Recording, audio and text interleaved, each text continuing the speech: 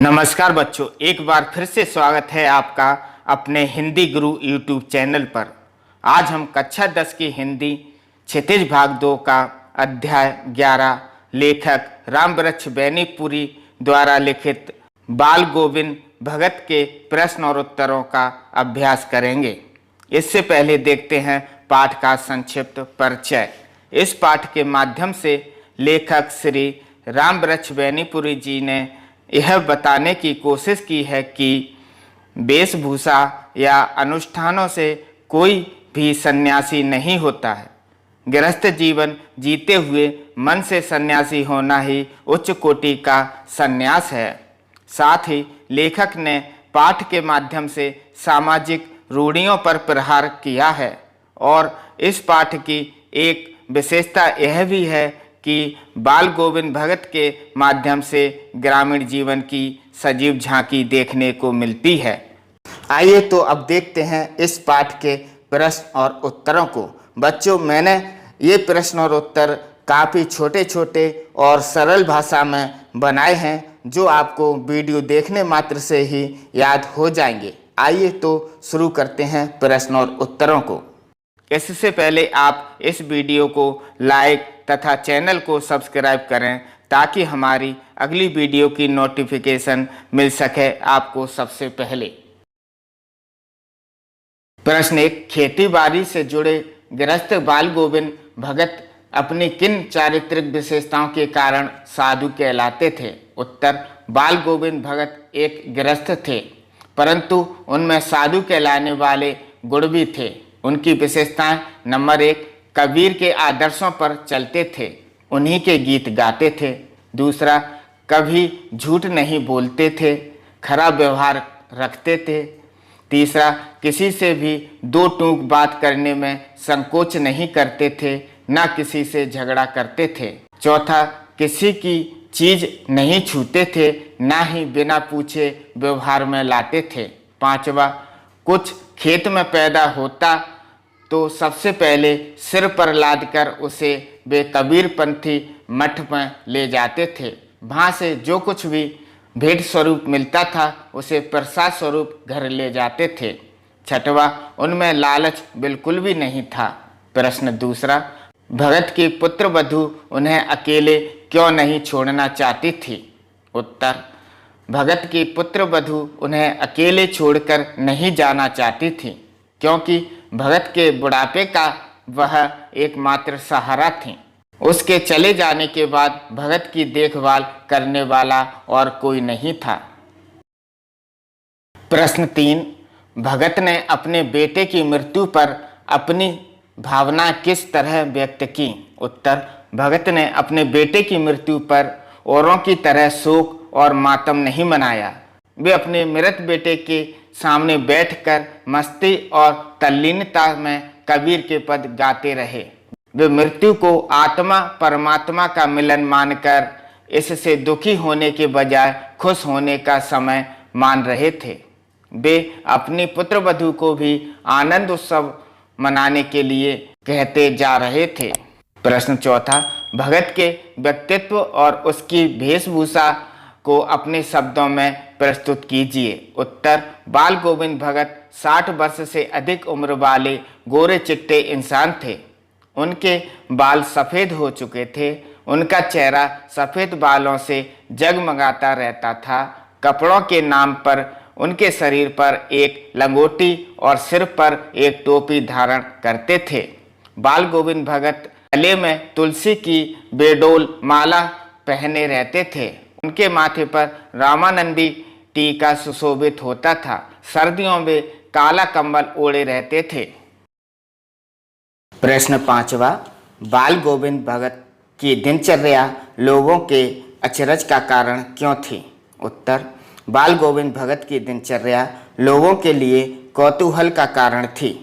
वे अत्यंत सादगी, सरलता और निस्वार्थ भाव से जीवन जीते थे। उनके पास जो कुछ था उसी में काम चलाया करते थे।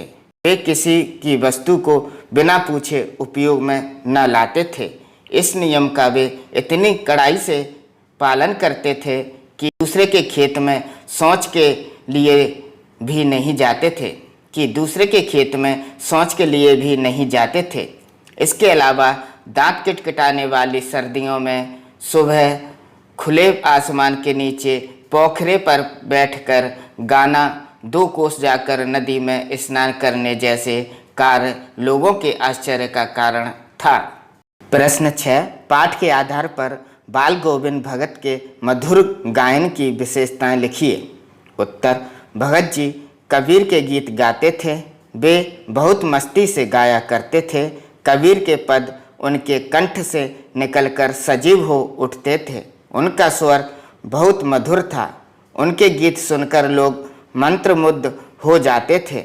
औरतें उस गीत को गुनगुनाने लगती थीं। उनके गीत का मनमोहक प्रभाव सारे वातावरण में छा जाता था। प्रश्न 7, कुछ मार्मिक प्रसंगों के आधार पर यह दिखाई देता है कि बाल गोविंद भगत प्रचलित सामाजिक मान्यताओं को नहीं मानते थे। पाठ के आधार पर उन प्रसंगों का उल्लेख कीजिए। उत्तर, बाल गोविंद भगत प्रचलित सामाजिक मान्यताओं को नहीं मानते थे। यह पाठ के निम्नलिखित मार्मिक प्रसंगों से ज्ञात होता है।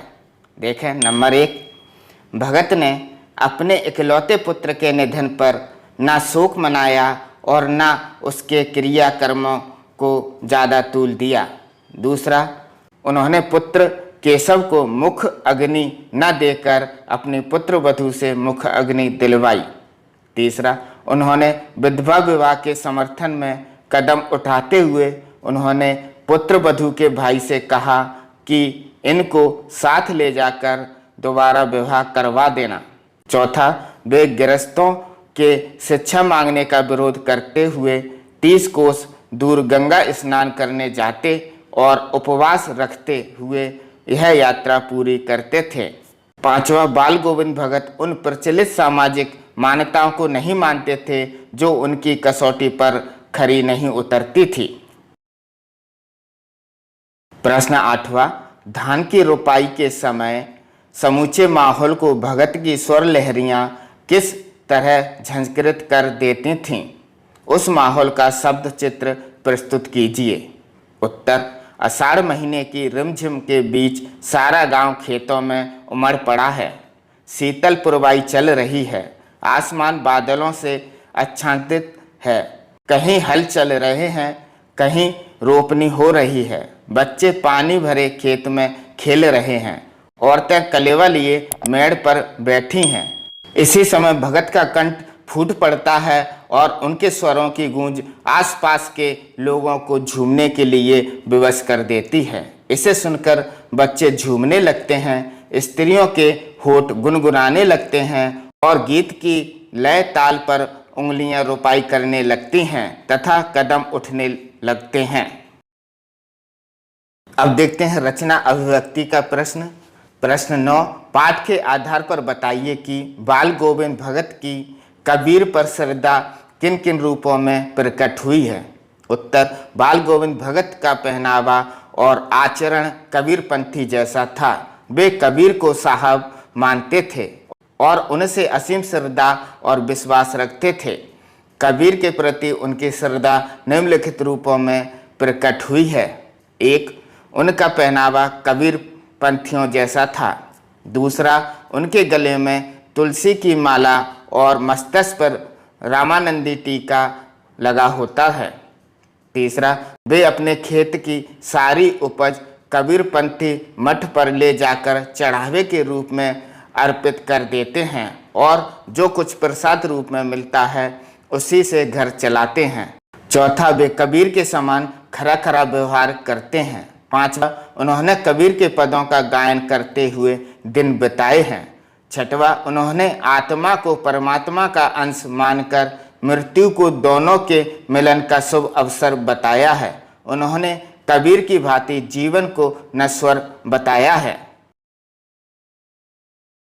प्रश्न 10, आपकी दृष्टि से भगत की कबीर पर अगाध श्रद्धा के क्या कारण रहे होंगे? उत्तर, मेरी दृष्टि से भगत की कबीर पर श्रद्धा के अनेक कारण रहे होंगे। जैसे नंबर 1, कबीर भी घर परिवार के साथ रहते हुए साधुओं जैसा जीवन बिताते थे। दूसरा, कबीर का आडंबर से रहित सादा जीवन था। तीसरा, कबीरदास का सादा जीवन उच्च विचार था। चौथा, सामाजिक कुरीतियों का प्रबल विरोध था। पांचवा, ईश्वर के प्रति अनन्य प्रेम था। प्रश्न 11, गांव का सामाजिक सांस्कृतिक परिवेश आषाढ़ चढ़ते ही उल्लास से क्यों भर जाता है? उत्तर, आषाढ़ की रिमझिम बारिश में भगत जी अपने मधुर गीतों को गुनगुनाकर खेती करते हैं। उनके इन गीतों के प्रभाव से संपूर्ण सृष्टि रम जाती है। स्त्रियां भी इससे प्रभावित होकर गाने लगती हैं। इसीलिए गांव का परिवेश उल्लास से भर जाता है। प्रश्न 12, ऊपर की तस्वीर से यह नहीं माना जाए कि बाल गोविंद भगत साधु थे।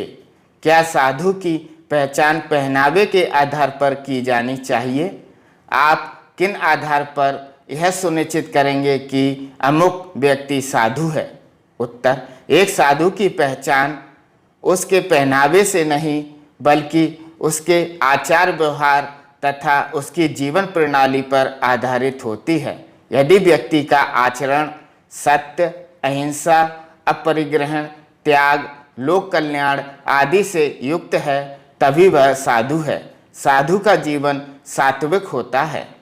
उसका जीवन भोग विलास की छाया से भी दूर होता है। उसके मन में केवल ईश्वर के प्रति सच्ची भक्ति होती है। प्रश्न 13, मोह और प्रेम में अंतर होता है। भगत के जीवन की किस घटना के आधार पर इस कथन का सच सिद्ध करेंगे? उत्तर, यह निसंदेह सत्य है कि मोह और प्रेम में अंतर होता है।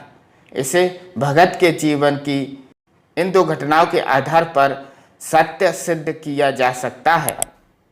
नंबर 1 घटना, वे अपने पुत्र वधू से कहने लगे कि तुम रो मत बल्कि उत्सव मनाओ। इस समय उसकी मृत्यु पर आत्मा और परमात्मा का मिलन हो रहा है। यह तो अत्यधिक खुशी की बात है।